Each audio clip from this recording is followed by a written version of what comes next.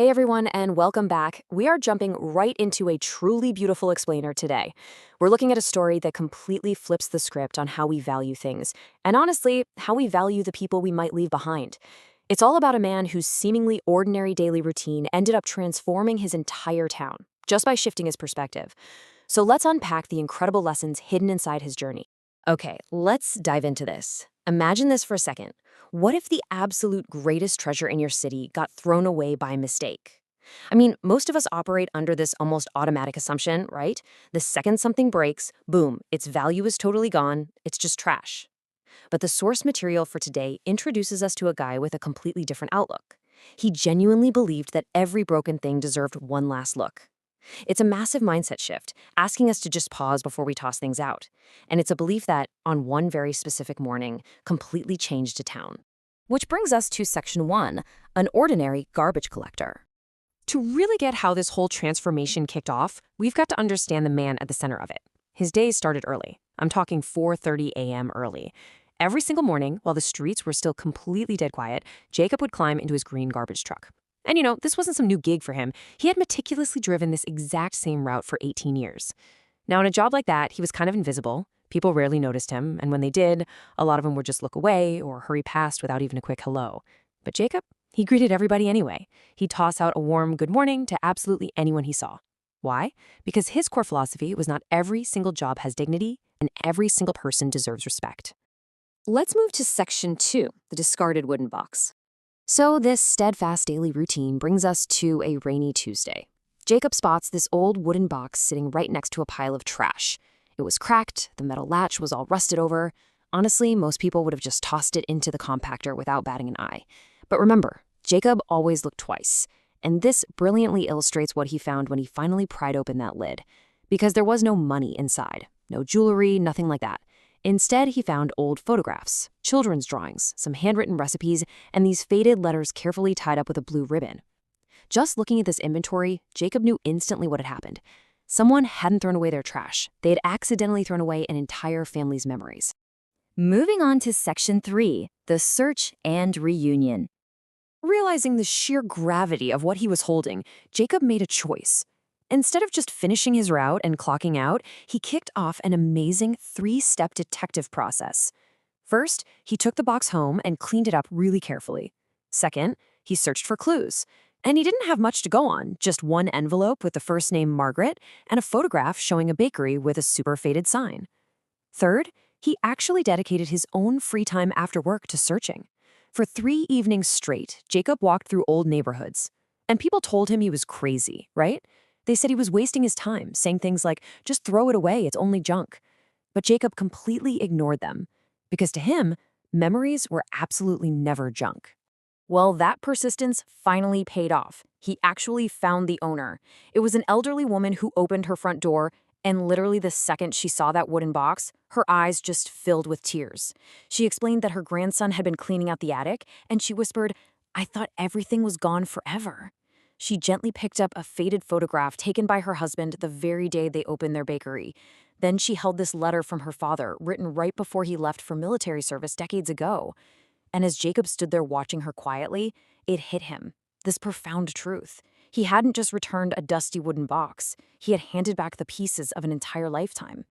This leads us to Section 4, Second Chance Corner. Now, this deeply emotional moment didn't just stay a secret between Jacob and that woman. So the crucial point is how incredibly fast news of Jacob's kindness spread through the neighborhood, like wildfire. People were so moved by the story that they actually started bringing their damaged goods directly to him instead of just chucking them in the garbage. Jacob would fix up whatever he could and then give those items to local families who really needed them. He officially named this little project Second Chance Corner. And this beautiful ecosystem just sprang up. Kids were getting repaired old bicycles, students were receiving worn books and fixed up desks, local families were gifted mended furniture. Just like the source material points out. Sure, nothing was perfect, but absolutely everything was useful.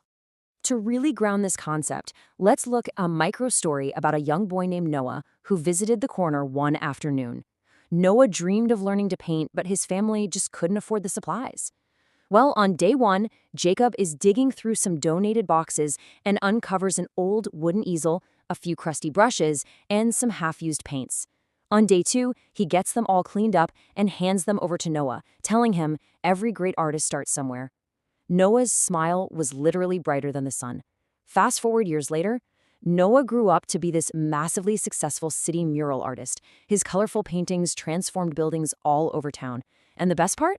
In every single interview, he always makes sure to give a shout out to the garbage collector who believed broken things still had value.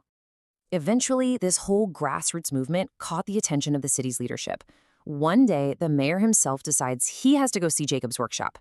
Now, the mayor was totally expecting to walk into a glorified junk pile, right? But instead, he walks into this incredibly vibrant hub of community action. I mean, he saw volunteers actively repairing wheelchairs. He saw students meticulously restoring old books. He saw retired carpenters patiently teaching their skills to local teenagers. But above all that, he just saw neighbors helping neighbors. The mayor was absolutely blown away.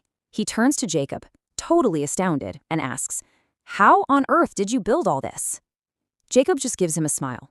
He tells the mayor that he didn't really build it, adding, "I simply refused to believe broken meant worthless." Which brings us to our final part. Section 5, broken does not mean finished. Because here's the thing. Jacob wasn't just talking about wooden boxes or old bicycles anymore. He was talking about us. Now, what's really interesting about this comparison is how it breaks down emotionally. Look, life is going to make you feel broken sometimes.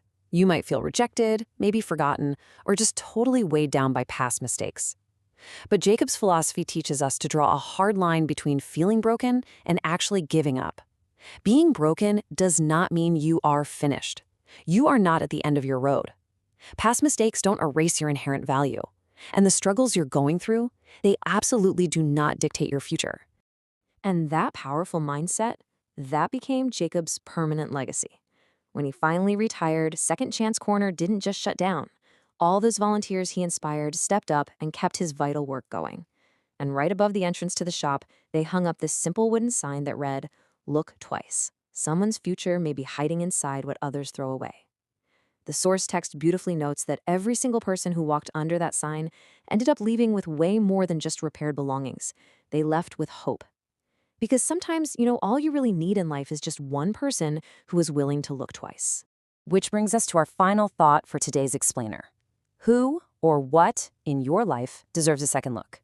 Take a real moment to think about that today.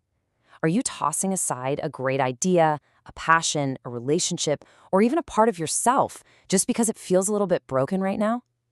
If Jacob's story inspired you today, hit that subscribe button for Gravonix stories so you don't miss our upcoming explainers. And right now, I want you to go down into the comments and type this phrase, "Everyone deserves a second chance." Thank you so much for hanging out with me today. And always remember, the greatest treasures in life are often the exact things that others almost threw away. Catch you next time.